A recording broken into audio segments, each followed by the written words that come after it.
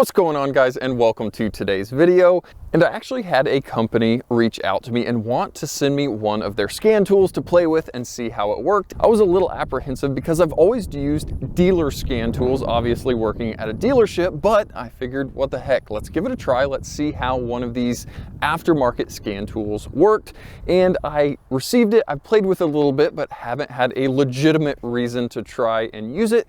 My father-in-law got with me the other day and said, hey, my Cherokee's got a check engine light on, and I thought this was the perfect time to try this thing. This is the TopDon AD600S, and it does quite a few things. It does check engine light, transmission codes, airbag stuff, so it does quite a few things for a generic or aftermarket scan tool. So I thought this was the perfect opportunity. Plug it into this thing and see how quickly, how well it works, and then we will see if we can diagnose this Cherokee. So guys, this plugs in obviously like every other scan tool with the 16-pin data link connector up under the dash. And that pulls up kind of a interesting screen. It shows you the main screen here with your battery voltage. It's telling you that it is connected to battery, and obviously we need to turn our key on here in the Jeep. Now, one thing I have noticed is this does work better connected to Wi-Fi. There is a few vehicles I've plugged into and it has needed to download the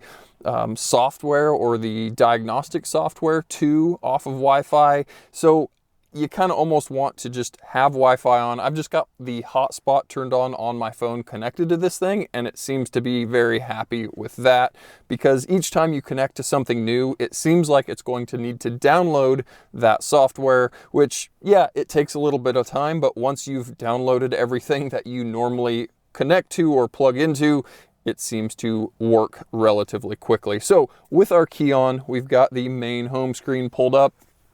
We are going to click on diagnosis, and pulls up with a few options here, and the auto search again will just cycle through, pull up the VIN number, and hopefully tell us your make and model, and then we'll be able to go in and diagnose things.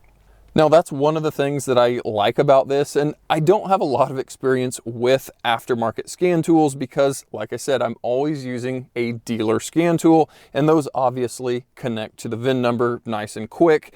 And in the past, I believe a lot of the aftermarket scan tools, you had to manually input things, you know, which is the 8th character, which is the 7th character of the VIN number, plug everything in, and finally have it pull up. This thing at least does that automatically for you, which is really nice.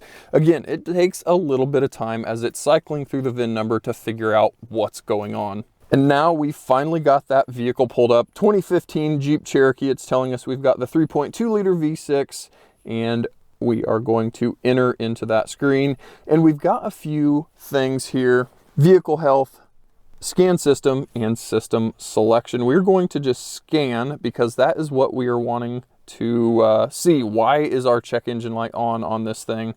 And as you can see, we can look at PCM or engine computer, transmission control module, ABS, and the airbag system, the ORC. And it's telling us that all of these modules are obviously equipped on this vehicle. We're going to go into the PCM.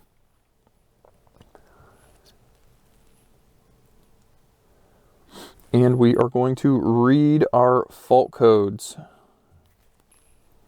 And we have one code, and that is for our fuel injector 5 circuit open. Now, that's kind of what I was thinking with this thing. He called and told me that, hey, my Jeep is misfiring, it's running poorly, and we really don't have a lot of issues otherwise on the 3.2 liter, but we do occasionally see fuel injectors go bad. So I kind of had a hunch that it was going to be a fuel injector code, and sure enough, we've got a cylinder 5 fuel injector. I've already kind of poked around underneath the hood, and I don't see any rodent damage. That's again something that you might see with a fuel injector or any sensor code under the hood, is if you live anywhere kind of country or rural, you might have rodents, mice that crawl in your engine bay, chew up wiring, and cause the issue. So just because it has a code for a sensor doesn't necessarily mean that sensor's gone bad. Check the wiring before you go out and buy new parts to put on your vehicle. But knowing what I know, being a Jeep mechanic, we unfortunately do have fuel injector issues. So I need to get a fuel injector from the dealership. We need to throw it in this thing, and that will more than likely take care of this Jeep's issues.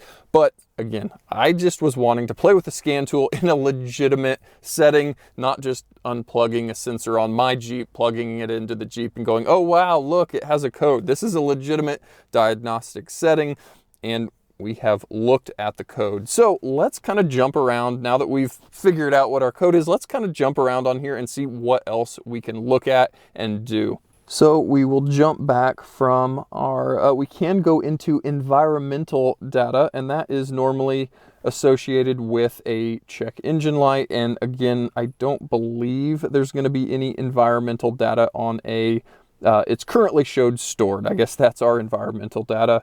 And again, of course, we can clear the fault code, which we're not going to do because we know we need to replace the fuel injector. Let's look at some live stream data here. And there is a whole laundry list of different sensors: O2 sensor, short-term fuel trim, long-term fuel trim, O2 sensor volts, four-wheel drive, for engine start-stop. We've got AC clutch, desired relay. We've got a whole bunch of actuators that we can look at. So since we know we've got a fuel injector issue, let's actually go in and select our fuel injector 4 and 5. This is the pulse width. I don't know that this is going to do what I'm hoping it will do, but let's see. And yeah, like I said, we fired it up, it's running, and of course we've got good pulse width. This is showing our active pulse width to each fuel injector. I was hoping maybe one would show weird, but we probably have good power and ground to the fuel injector. We just obviously have a bad cylinder 5 fuel injector. Guys, another couple of kind of cool things that you can go in and do is some of the vehicles that require a maintenance reset, whether that's for oil change or tire pressure systems, and you can supposedly even do some diesel particulate filter regens, ABS bleeds. It honestly does a lot of stuff. I'm really surprised. And again, maybe that's just because I am not used to some of these aftermarket scan tools, but I'm really surprised all of the stuff you can do with this thing. Now guys, one thing I thought was kind of funny, but what do we all do when we work on something weird that we don't know, maybe the common issues like I happen to know on this Jeep? We get that code and where do we go? We go to Google and we Google the code. And one thing, if you are connected to Wi-Fi with this thing, once you have read your code and you click on the code, it automatically pulls up your Google search for you, and you can scroll through different related links for that Jeep Chrysler error code. And again, I don't know why I got such a kick out of that. That's it seems ridiculous that you're Googling from your scan tool, but again, what do we all do after we get our code? We go to the computer and Google. So this is saving you a step by just Googling directly from the scan tool. Pretty cool thing, honestly. And again, you obviously need to be hooked up to Wi-Fi to do that, but kind of cool. So guys, is this the best scan tool ever out there for aftermarket use? No, probably not. But is it a really good scan tool that I've been kind of surprised at how well it works?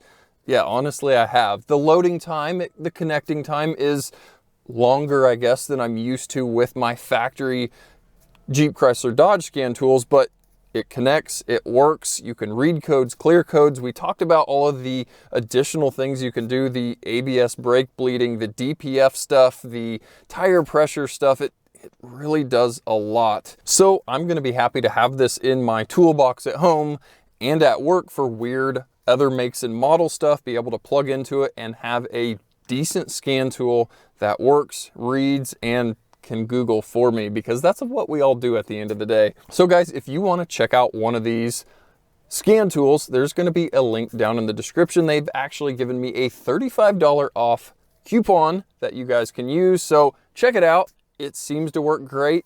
And if you need one or in the market for one, it may be worth clicking on and buying. So guys, as always, thanks for watching, and we'll catch you guys next time.